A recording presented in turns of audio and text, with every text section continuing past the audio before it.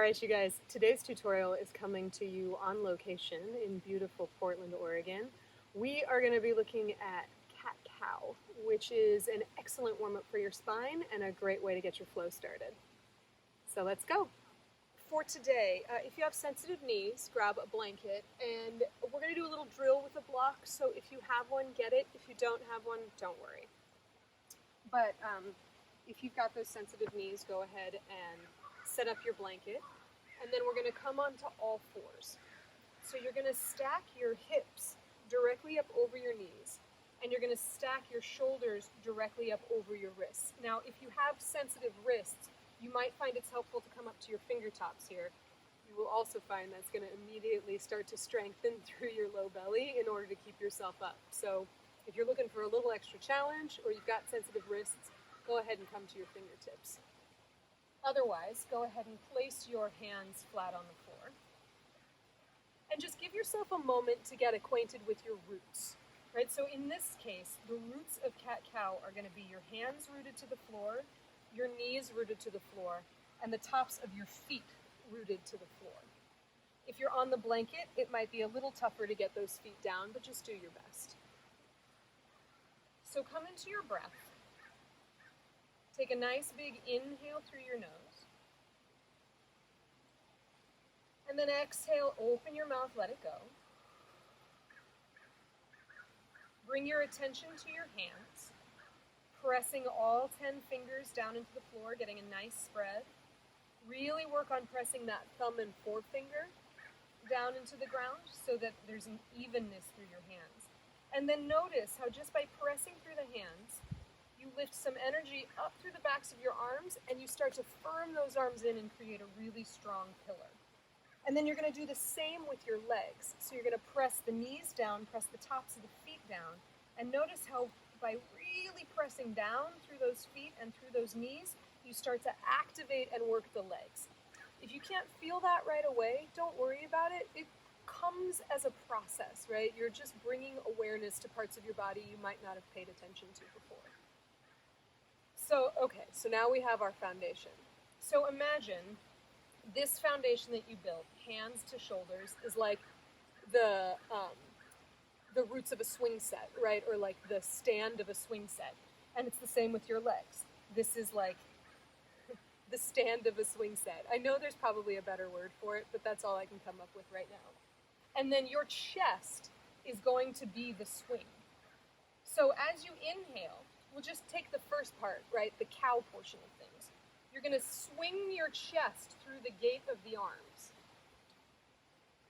And then exhale, just come right back to that flat back. So imagine you're just swinging that chest. Inhale, lengthening it forward through the gate of the arms.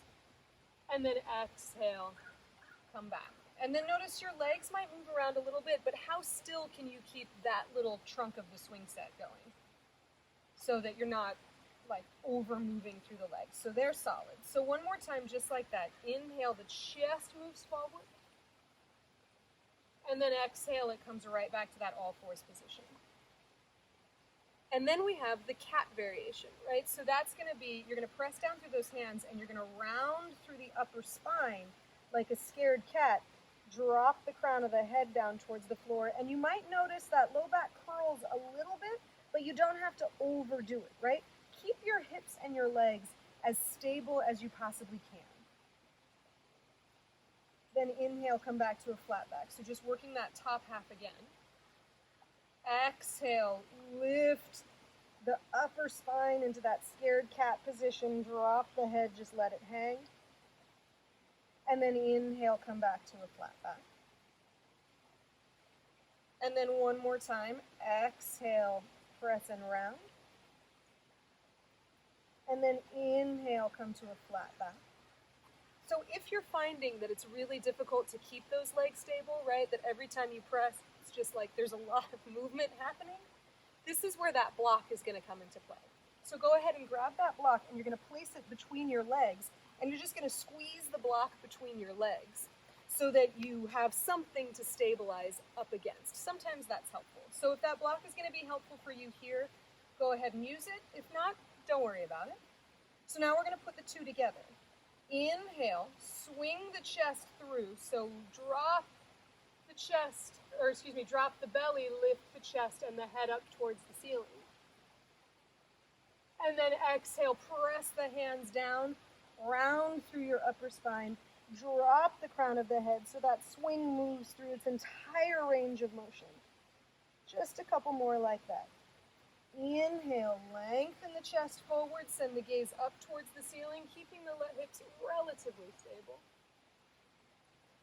Exhale, press and round through your spine, drop the crown of the head. So again, there's a little movement in the low body. It's okay, you don't have to be rigid.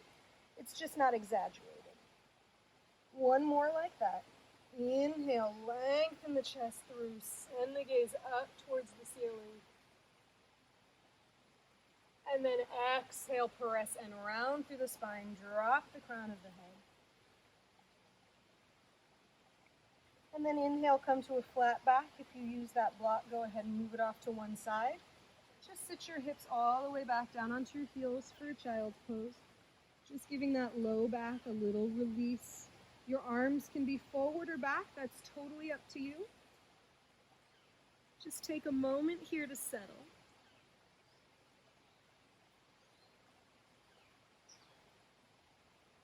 And then as you're ready, you can roll yourself back up to seated. And that's your cat-cow. So you'll find that we do that a lot, especially in my classes. It's my favorite warm-up for the spine. But if you ever feel kind of tight and sticky in your upper back, and you just need to loosen up a little bit, it's a great option. If you have any questions, stick those in the comment section and I can clarify anything. If you are having a blast, go ahead and keep cat-cowing till the cows come home. And if you enjoyed this video, go ahead and give it a thumbs up, hit the subscribe button and that little bell so you can be notified when more tutorials land on the channel. And I'll see you next time. Bye!